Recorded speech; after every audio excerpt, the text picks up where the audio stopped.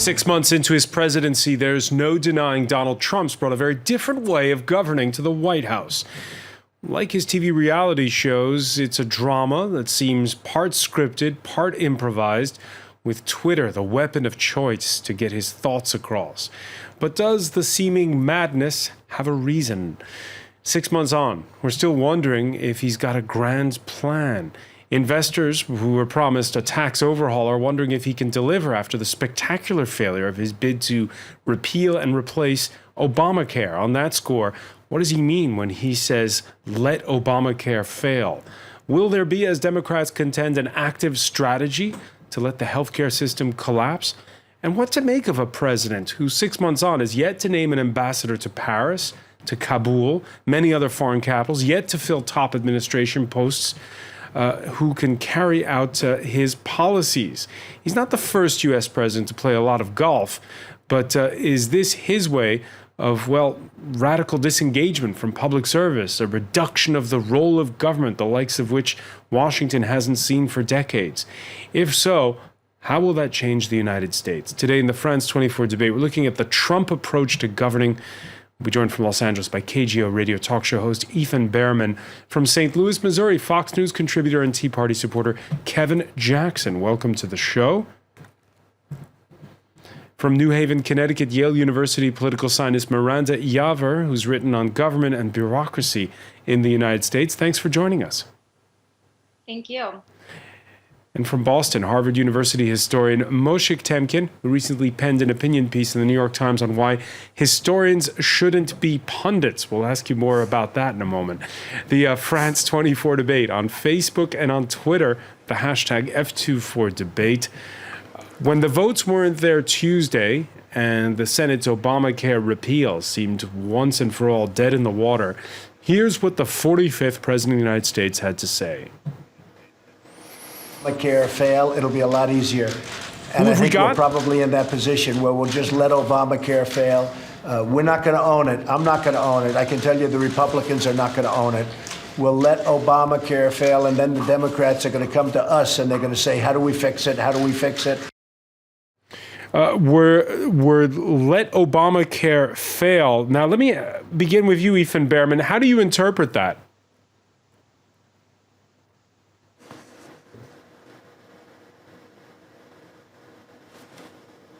All right, we seem to have a sound problem with Los Angeles. We'll try to fix that.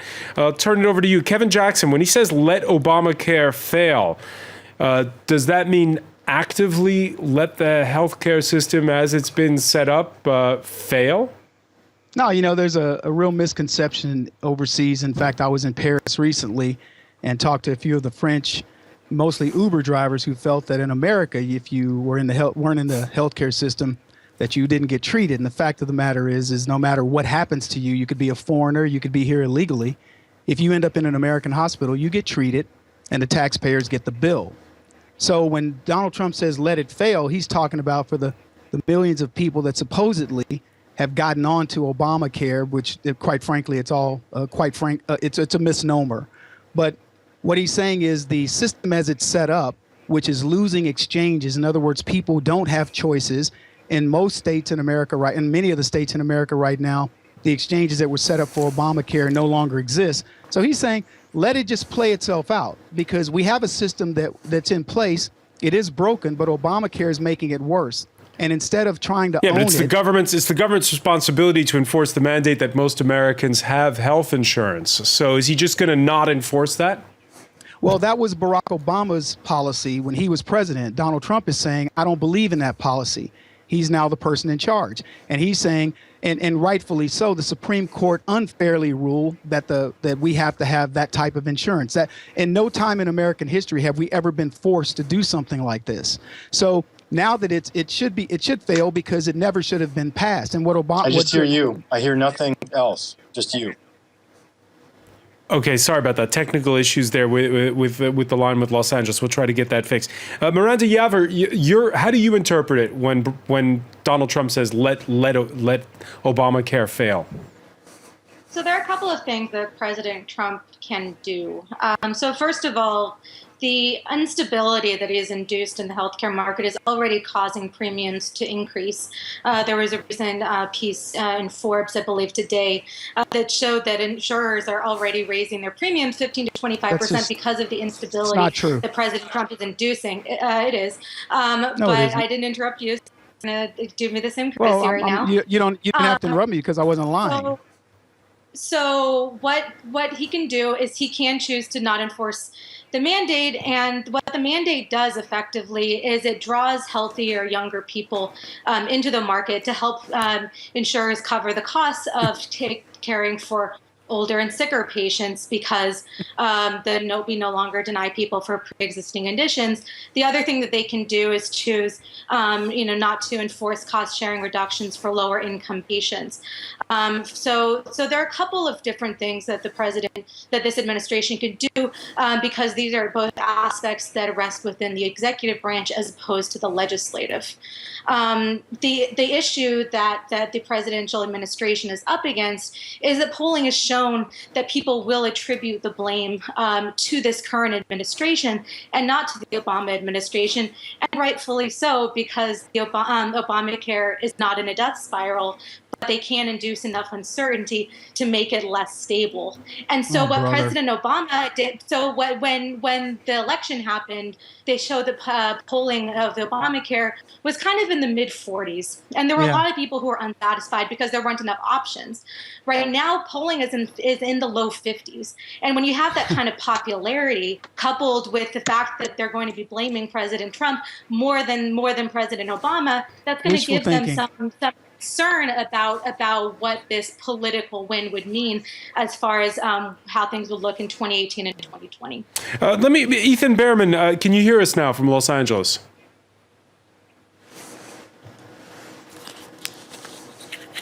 All right, we still haven't fixed. Ethan, can you hear us? All right, Ethan Behrman is not hearing us from Los Angeles, so we'll try to fix that for you. Apologies for that. Back on behalf of Ethan. It's up to you guys, but I'd love to respond back to that. Practically everything she said was nonsense. Well, actually, that's not nonsense. What she said about the polling numbers was what we found here in the newsroom, Kevin. The same polling she's talking about is the same polling that said Hillary Clinton was going to be president of the United States. Obamacare never had a mandate. Not at any time since its inception. It has never had a mandate. It never had over 40% approval of anything. The Obamacare system has done a few things. It's raised the rates of insurance, doubling and tripling it in some cases. I can speak personally about it because my rates have doubled. The co-pays in America are backbreaking. It's breaking the back of the economy. The idea that there's some, it's Kevin, I want to talk about more. I want to talk more broadly because time is limited about the principle of this. Because here in France, as you know, it's the government when it comes to healthcare takes care of its citizens and makes sure that everyone is insured in one way or another. Let me bring in Moshiach Temkin on this. Moshiach, this fundamental rift over the role of the government is really playing out with this healthcare story. I agree. So first of all, I want to say it's great for your viewers to hear my friend, I think, here from representing the Tea Party. It's a fascinating anthropological glimpse into a pretty important part of American politics and something that's really been driving our politics, some would say in problematic ways for many years. But leaving that aside, in terms of President Trump's reaction, I found it almost hysterical. It would be funny if it weren't so sad. I think part of the problem with President Trump, and you can see this with this debate that's happening now, is that he's never actually been in public service in his whole life. He doesn't have any government experience. He never had any real political experience. Never really served the public good. And so I don't think he understands his primary role as president, which is to be the country's top public servant. And as such, his responsibility primarily to the American people is to keep them safe, to keep them as healthy as possible, and to protect them. In saying, well, I'm going to just let Obamacare fail, what the experts are all saying is that effectively, almost in a very fast way, is going to cause enormous damage to the people who rely right now on Obamacare. Whatever one thinks about Obamacare, it has its flaws, and we can talk about that. Right now, it is the law of the land, and this is something I want to highlight. A president needs to understand that because he doesn't like a particular kind of law, he can't just let it fail as such. He can get Congress to change it. Congress has failed. So right now, what he's doing seems to be out of spite. I'd say another thing about President Trump, which I find really fascinating. I'm not sure he has any ideology whatsoever. He has instincts, and you don't I think that his main instincts, at least in his own mind, this is purposely to reduce the role of government. And so what he's saying is, well, I just want a healthcare, or the healthcare amendment law to change, and I really don't care what they bring me, as long as they bring me something that I can get rid of Obamacare. And that's not serious public policy. And that's certainly not thinking about the health and the benefits of the American people. So I'd just add one last thing, that in historical perspective, we've never really had a president, I think, that has been so utterly indifferent and even hostile to what previous presidents have done. That is, you can argue with Obamacare. Right now, the direction actually seems to be in the country moving toward a model of single payer, which is actually similar, not identical, but similar to what you have in France. And right now, I think the president is flailing. He's basically desperate because he didn't get a win, and his whole brand is winning. Ethan Behrman, let me bring you in finally. I think we have the connection fixed with Los Angeles. Yes. Ethan, listening to what was just said, and it's fascinating what Moshiach just said. Is Donald Trump driven by instinct, or is there a ideology, a plan, just to reduce the size of government and the role of government? Well, I think that there is some ideology there. The problem that this president is running into is the difference between his gut-based ideology, as Moshe was correctly talking about, and the Republican Party itself, which is deeply divided between the conservatives, like the Freedom Caucus on one end, and you have the more moderates toward the middle, and they're not able to come together. So regardless of what the president wants, everything in the United States, as far as legislation goes, it begins in the House of Representatives and the Senate. And if he doesn't have the Republicans behind it, it doesn't matter what he wants to do if the legislative branch of our government isn't able to function. And Donald Trump saying he wants the Senate to stay on in August without a recess if they don't do something about health care. How's that going to go down with those 100 senators? Well, I'm deeply skeptical. Again, you have at least Senator Rand Paul, Mike Lee, Ted Cruz on one end. You have Susan Collins and Lisa Murkowski from Alaska on the other end, who are deeply concerned. On one end, they're just worried about money and the size of government. That would be Mike Lee, Ted Cruz, Rand Paul. And on the other end, you have people who are actually worried about their constituents who need health care. One of the things that is lost in this that I think Kevin ignores dramatically in the health care debate is people like me. I have kids, right? And if I have kids and I'm on an Affordable Care Act plan and my kids have a serious medical issue and they're receiving treatment, and all of a sudden the president says, let this thing fail, how do I know that I'm going to get my child taken care of? Are they going to have their chemotherapy in a month? Maybe they have 52 rounds of that coming up over the next year. And suddenly I have to worry how I'm going to pay for that because the rug is going to be pulled out from under me because the president said, let this thing fail. Let's not worry about the people. Let's play politics with it. I find that to be a nasty approach. You can try to demonize it and make it sound like I don't understand that plight. I have 4 sons, and I know exactly what the plight is. The problem is, and to Moshiach's point, if Obamacare is the law of the land and Donald Trump says, fine, deal with the law of the land.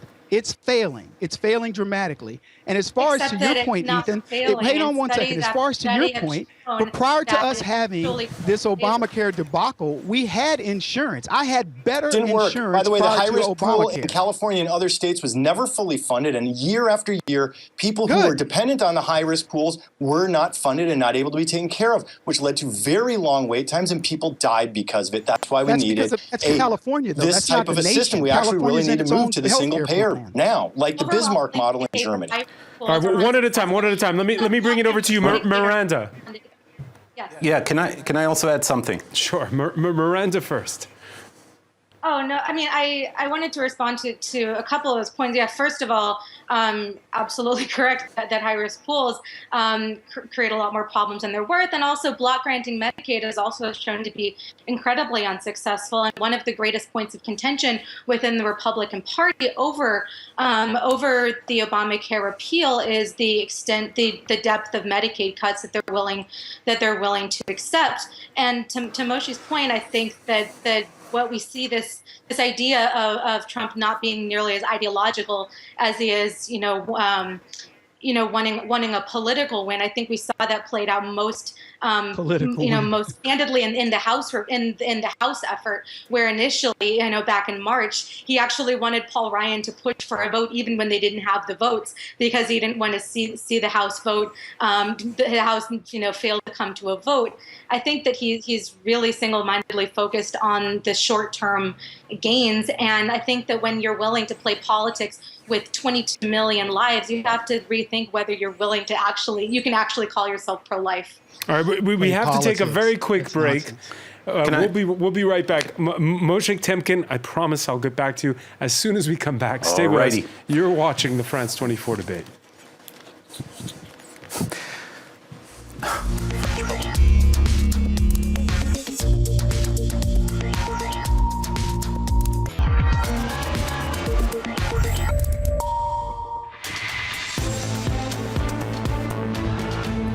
Welcome back, or welcome if you're just joining us. It's the France 24 debate.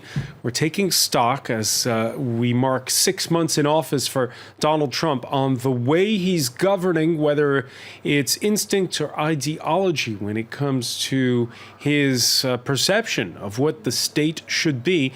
We had a heated argument over healthcare in part one of our discussion with Ethan Behrman, who joins us from Los Angeles, from talk show host at KGO Radio. Welcome back. Welcome back as well from St. Louis, Kevin Jackson, author and Tea Party supporter. With us as well, Yale University political scientist Miranda Yaver, who's written on government and bureaucracy in the U.S., and Harvard University historian Moshiach Temkin, who has recently penned a piece in the New York Times on why historians shouldn't be pundits.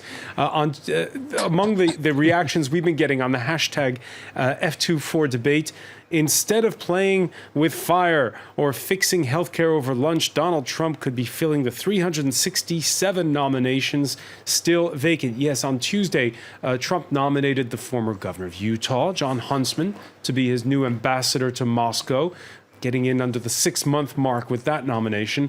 Last week, though, Trump visited Paris without being able to be welcomed by a U.S. ambassador. None has been picked for here.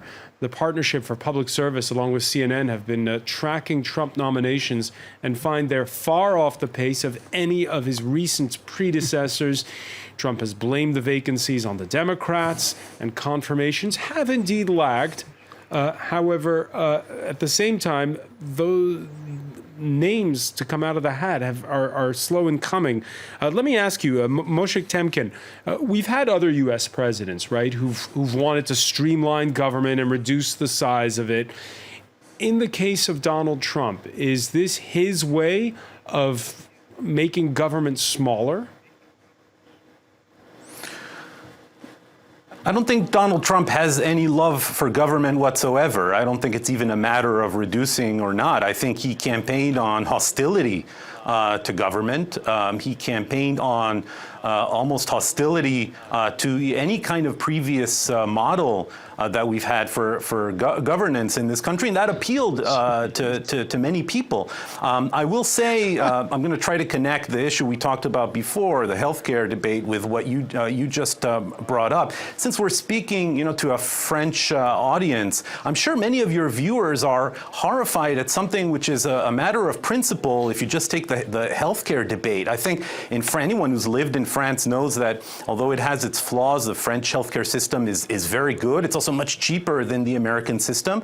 I think that one thing that Americans have failed to grapple with, and still are failing to grapple with, is that healthcare should not be a profit-based industry. It shouldn't depend or have the mandatory involvement of insurance companies, and that a wealthy country can afford to insure on this issue, all of its people. And I think that that's something that Americans are moving toward in some ways, but are not quite there yet. Now, remember, Donald Trump campaigned on what was called by many in the media populist. Now, as a historian, I find the term populist very problematic in describing Donald Trump, but he could have come into office. It's really interesting. He could have come into office and said, you know what, I'm breaking with previous Republican orthodoxy. I'm going to push forward an infrastructure bill. I'm actually going to do health care the way that he promised in the campaign to cover anyone. That would have been an enormous coup. The issue is that the Republicans who control all branches of government at the moment have their own agenda. And because Donald Trump, it turns out, is mostly interested, as I said before, in winning, he just banked on the fact that the Republican Congress is going to pass some kind of law, and he's going to sign into it and get a win. So I think in that sense, Donald Trump has been a spectacular failure because he's tied right now to an extremely unpopular GOP kind of set of policies that poll very, very low, especially in terms of healthcare. Now, in terms of appointing people, this is actually quite grotesque. Historically speaking, I think what we're looking at is a move away from the idea of foreign policy as diplomacy to foreign policy simply as something militarized. If you look at the cabinet appointments that Donald Trump has made, he loves generals. A few generals is okay, but when generals are basically running your foreign policy, that can be maybe a problem for some. Much less anxious to appoint diplomats to really important positions. The Secretary of State doesn't have any experience whatsoever in foreign policy or in diplomacy except as the CEO of Exxon. So what we're looking at, if you examine this again in historical perspective, is a president who thinks, I think, that there are military solutions to American foreign policy problems, not diplomatic solutions. And that's why we're seeing this incredible indifference to a long tradition of having an American diplomatic presence in the world.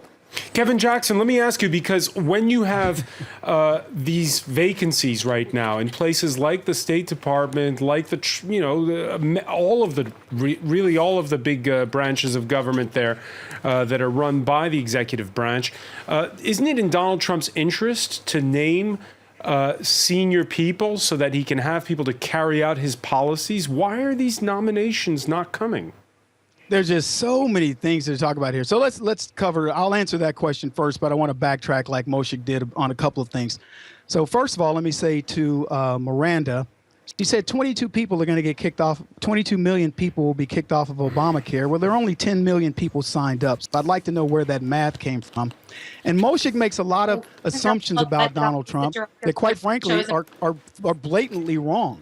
But to answer your question about the appointments, right now, Donald Trump is dealing with moles inside of his government that are Barack Obama holdovers. And he's dealing with leaks inside of the government. But that shouldn't stop him from naming an ambassador to Paris. Okay, so let's just talk about the ambassador to Paris. So Donald Trump was just hosted by your president, Emmanuel Macron, and he happened to have a pretty nice trip. And we didn't have an ambassador to Paris. See, that's a problem with government. We think that there has to be somebody there to greet him. Your people greeted him. They had a great time. Look, before government existed in the way that it is today, people greeted each other exactly the way Emmanuel Macron greeted the president of the United States. And we are functioning as a government without all of these bureaucrats. But what government has become is bureaucrats begatting more bureaucracy, because that's the way governments grow. None of that is going to serve the needs of the American people. Ethan Behrman? Yeah, so here's the problem, Kevin. While President Trump is not in France, there are still negotiations that need to be going on. There's still communications, trade deals, et cetera, cultural exchanges. That's what the diplomatic corps is about, which is very different from a bureaucratic, gigantic morass in D.C. You and I agree to some degree that the D.C. bureaucracy is a problem, but that's not the diplomatic corps in France, where we have a close ally who, by the way, this president has done more to damage relationships with our European allies and done more to, I don't understand the cozying up with Russia, among other things. By the way, and he achieved nothing with China so far. So yes, you need ambassadors, you need negotiations to be going on without the president showing up to do it. Look, I'm deeply concerned about the fact that our relationship with Germany and France in particular is not what it was just 6 months ago. We need our close allies in Europe working with us to be a wall against Russia, to be working against countries like Iran and some of the actual geopolitical foes that are targeting us on the world stage, let alone our own domestic elections. We need the diplomatic corps in place. So I don't disagree that we need a diplomatic corps, but I don't believe that it has to be as big, and I don't believe it has to be in place immediately. And what's happening is you guys are measuring how fast is he doing it in relationship to Barack Obama. Hillary Clinton and John Kerry were the worst secretaries of state probably in modern history. He did it quickly, but congratulations, we got nothing for it. All right, Miranda Yaver, let me ask you this question. Right now, when you look at the attitude towards government, we had a big shock, remember, in the 1980s when Ronald Reagan became the president in the U.S. He had very different ideas about government than his immediate predecessors. Where do you situate Donald Trump? Yeah, I would. Steve Bannon said that he wanted to deconstruct the administrative state. And I think that we've seen a lot of Bannon in this administration, especially when you look at Trump's executive order saying that for each new regulation, they have to get rid of 2. Now that ignores the reality that there's actually a rulemaking process for rule rescission, but no one ever accused Trump of being a wonk when it comes to regulatory policy. I think that we're seeing an immense, scaling back of investment in agencies, particularly in areas of science. And I think that that's a real danger. We have a lot of belief in this country that climate change is a problem, and we're seeing a gutting of agencies. Now we're seeing a gutting of agencies in a way that's consistent with past presidents. We typically see cuts to the Environmental Protection Agency, certainly under Ronald Reagan, under George W. Bush. But the particular person who President Trump put in the EPA is a significant signal of a deregulatory effort, as well as that executive order on regulation. I think, and unfortunately, I think that the Republican Party's way of making a case for government inefficiency is inducing it. We were saying in part one how legislators, the way the U.S. system is set up, Moshiach Temkin, legislators can draw a line in the sand, and Donald Trump can't just do whatever he wants. Where's the democracy in the United States going and the institutions set up 240 years ago? This is a very worrying point. I have a problem, as you know, you mentioned the op-ed that I wrote, now infamous op-ed that I wrote in the New York Times about comparing. A lot of it was about comparing Trump to previous presidents. I think there are often commonalities between Trump and previous presidents, but really we're seeing something that in many ways is sui generis. And I also think Trump is really a product of some recent developments in American politics and in American history. There are a lot of differences between Trump and, let's say, Ronald Reagan, Richard Nixon. Some of these people, previous Republican presidents or Democratic presidents, they might have believed in bigger government, smaller government, however you define that. But they did have a record of public service. They had a record of government. Ronald Reagan was the governor of California long before he became president. Richard Nixon was in American political life for decades before he left office. And so Donald Trump in that sense is really something new. I actually think you brought up the visit to Paris. It's really fascinating. I think that President Macron actually captured something about Trump's personality, something very fundamental. Really, if you are nice to him, if you say nice things about him, he likes you. I think this is something that people are understanding increasingly about this president, and where where I think Wow, this gets how worrying shocking is is that? to what degree this should dictate public policy. Now, you asked about legislators. It's true. The checks and balances system is designed as such that president isn't a king, can't do whatever he wants. But we do have a problem right now in this country, which is also, I think, a break from previous periods in our history, in which Congress, which is controlled by Republicans, are basically in many ways checking out of their responsibility of holding the president to account. You can see it on the Russia issue. You can see it on a variety of other issues, including the president's personal behavior and his offensive tweets and his misogyny, et cetera, et cetera. Because I think that the GOP Congress is very interested in passing its agenda, and therefore is willing to tolerate basically almost anything from this president. The problem is, again, that this is a partnership that is structurally flawed, and that's why they're not really getting anything done. Ethan Behrman, is there a power vacuum in Washington? I don't think that it's necessarily a power vacuum. What we have is a leadership vacuum. What a leader does is a leader paints a vision for what they're trying to achieve. They communicate it in a way that's effective, that people understand and buy into, and then they have a path forward on how to actually accomplish it. So what we had were a lot of promises made by President Trump during the campaign that fired up this base, this 1/3 of the American people that so deeply support him. But he never had an actual plan on how to do it. He just said, these are the things we're going to do. We're going to build the wall. Mexico is going to pay for it. We're going to pull out of NAFTA. We're going to hold government to account. We're going to do all these things. We're going to drain the swamp. But there wasn't ever a plan there. So while there might be issues of power and who's actually in charge, and is Mitch McConnell going to do it? Is it Paul Ryan? Or is the president with his bully pulpit? There was never an actual plan, and that's what a good leader does, is have a plan to follow up the vision. Kevin Jackson, is Donald Trump an outlier, or is he the way that leadership is going in the United States? Yeah, he's the way leadership is going. And it's always funny to me to listen to these pundits talk about Donald Trump as if he's a nobody. He's a guy who got a loan from his dad of $1 million. He's worth north of somewhere between $5 to $10 billion. And everybody acts like he snapped his fingers, and that's the way it happened. That's leadership. And what he's doing is he's bringing a mentality that business people like myself, I've dealt with the Fortune 1000 global companies. That's the way those CEOs think. They think like Donald Trump. They don't think like politicians.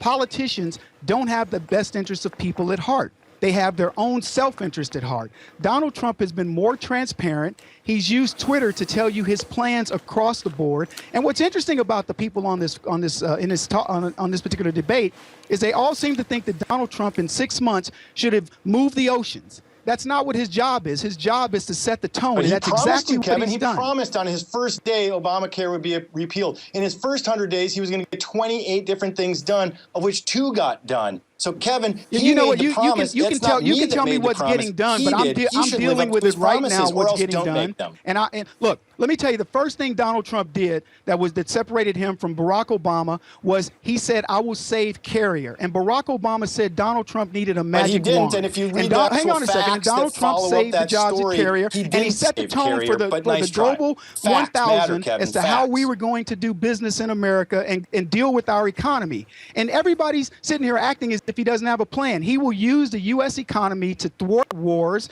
to build trade with countries that are fair to the United States, because he has a plan, and it's called America First.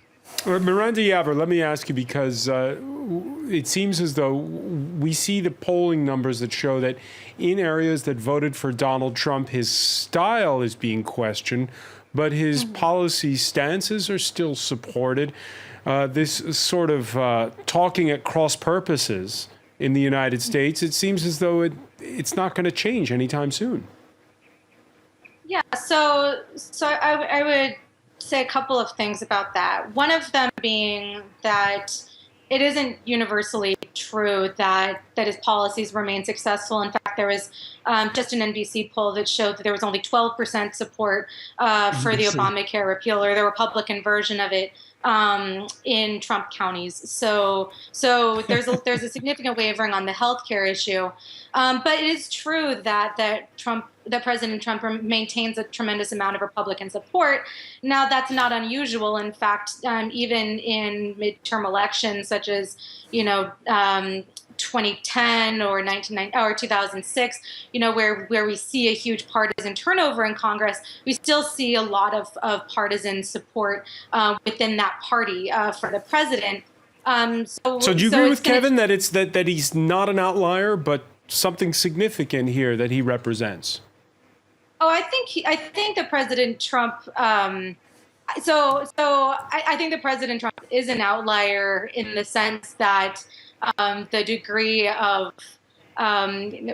first of all, much greater loyalty to Russia than to the United States, and its hostility to democratic institutions. I think that where the Republican Party is making things difficult for itself is that it's putting up with a lot of assaults on democratic institutions in order to secure tax breaks, judicial nominations, and the repeal of entitlement programs, and they're putting up with a lot of collusion and attacks on judges and attacks on the media, things that in their heart of hearts I don't think that a lot of them necessarily support, but they want to advance their own agenda, the things that people voted for them on. I think that what it's going to take to get the Republican Congress to depart from Trump is starting to lose some elections. Now, Democrats closed major gaps in the special elections in 2017, but they didn't ultimately win. And so right now, the Republicans aren't paying the price for acquiescing to the Trump agenda. And I think it's going to take more of a public opinion hit or more likely an electoral hit for that to change. Kevin Jackson, what's your reaction to the way Donald Trump has handled the Russians and all this steady drip of revelations regarding those meetings that happened during the campaign? You know what's funny about that? Francois, nobody cares. Outside of D.C., America doesn't care about this stuff. I'm out there talking to people day in and day out on radio shows and interviews I do for Fox, and the only people that are drumming up this information, in fact, there was a fake news story that Donald Trump had a second meeting with Putin, and it was released by CNN, and it's been quickly debunked. Donald Trump Jr.'s story is, as they say, a nothing burger, to quote Hillary Clinton. People don't care about these things. People don't care?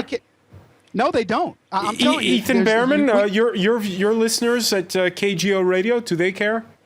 Yes, they absolutely care, because what's so strange is the Republicans suddenly saying, so what that the Russians were messing around? So what that the Russians, since the beginning of the internet, have tried hacking everything in the United States, including our infrastructure, things like the electrical grid, our water systems, everything else. Kevin, you're ignoring all of that. And on top of it all, we have actual facts from the intelligence agencies, let alone there were the 17, attack on Ethan, Ukraine during their 4 elections. France had an attack on their election recently. This is something that's so weird to see Republicans say, like, not a big deal that the Russians are attacking us. Oh, you mean the same thing that deal, Obama said when he said there was no big deal? 180. Real people do care, but you're right. Many people who are just trying to make ends meet, that's not their first focus, but it's somewhere on the list. All right, I'll have to continue this discussion, and we will. I want to thank our panelists, Ethan Behrman in Los Angeles, Kevin Jackson in St. Louis, Miranda Yaver in New Haven, Connecticut, and Moshiach Temkin in Boston for joining us. Stay with us. Our Media Watch segment is next.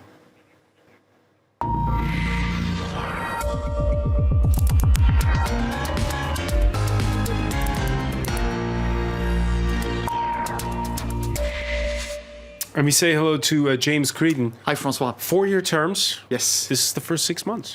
And headlines all the way about, certainly a lot of media about whether it was positive or negative. And usually they've already made up their mind, I think, some of those articles before they go and seek out the examples, because he has, I suppose, what would you say, polarised the media landscape to such an extent.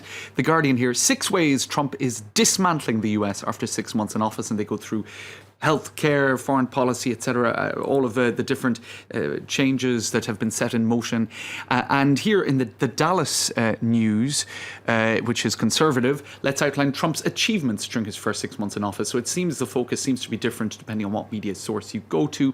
Similarly, on social media, critical or laudatory depending on who is tweeting. Trump has been POTUS for 6 months, says Steve Cohen. His probationary period is long over. I have no confidence in his ability to serve resist and resistance. And you can see those hashtags used a lot to gather and mobilize people. Indeed, never has there been a president who has elicited such a negative response amongst certain parties of the population and got people involved in politics in contestation, I suppose, people who had never been involved in politics before. This tweet pointing out that it is indeed the lowest 6-month approval rating of any president dating back 70 years. So certainly there is a lot of contestation. I suppose you won't see that anymore than when it becomes sort of almost normal that celebrities are talking about assassinating Trump. And of course, Rosie O'Donnell was a punching bag for Donald Trump during the campaign. There's no love lost between those two particular personalities, but she has sparked outrage with a Trump killing game. And that's not the first celebrity to have suggested such things. Johnny Depp had to apologise for joking about assassinating Donald Trump, saying he was only trying to amuse. I think that's a pretty good litmus test of how polarised and polarising Donald Trump is, and how much emotion there is out there, Francois. I suppose just one other issue to look at, if I can get to it without some sort of paywall, is the whole controversial tweeting. There has been perhaps no greater hallmark of his presidency than that. And because Miranda Yaver was mentioning that NBC Wall Street Journal survey of Trump supporters, and they were saying that was something that annoyed them. Right. It's extraordinary to see a presidency being sort of analysed via tweets. And there is even this article here in the LA Times, I'll try to refresh it there, which actually looks at everything President Trump has tweeted and what it was about. Now, I don't think we have long enough to go into that. He's firing off tweets left, right and centre every day. But to see a presidency analysed via the filter of Twitter is in itself extraordinary and unprecedented. And some of those tweets have been dug out by various media looking at the more controversial ones. And indeed, his vociferous attacks of the media has been a particular feature of that. The failing New York Times has disgraced the media world.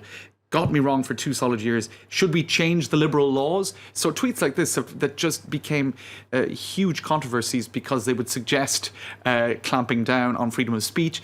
That sort of stuff has become the norm. I'll just finish with this video, Francois. Watching people retweet Trump in real time is both mesmerizing and depressing. Now, Twitter has introduced this new feature where you see retweets and shares happen in real time. And I suppose this gives an insight into why Donald Trump sees this tool, Twitter, as being so powerful. I'll just enlarge this, and you can see here that this was one particular tweet. And this is in real time, those likes and retweets ticking up. And indeed, it happens very, very fast that it goes into the thousands and indeed the tens of thousands. It is a very powerful tool for direct communication with the people. He understands that. And that's why he is not following the advice of some to stop tweeting as much as he James, when you do the Media Watch segment, you get a sense of... I was speaking to a French TV personality who was telling me that on Twitter, people are vicious. And in real life, they're always friendly and nice. Do you get a sense of that dichotomy when you're preparing the segment? I guess it's like in the comments section of newspapers, people do troll when they're online. And what is extraordinary is that tweeting for a politician or a president gives the possibility for people online to comment on the tweet and put up extremely negative language that is but the fact that it also allows for a direct line of communication with the people seems to trump, so to speak, the risk of having a backlash in the comment section. It doesn't look like he's going to stop anytime soon. All right, James Creedon, many thanks for that. We'll see how the next 6 months go, or the next 3.5 years.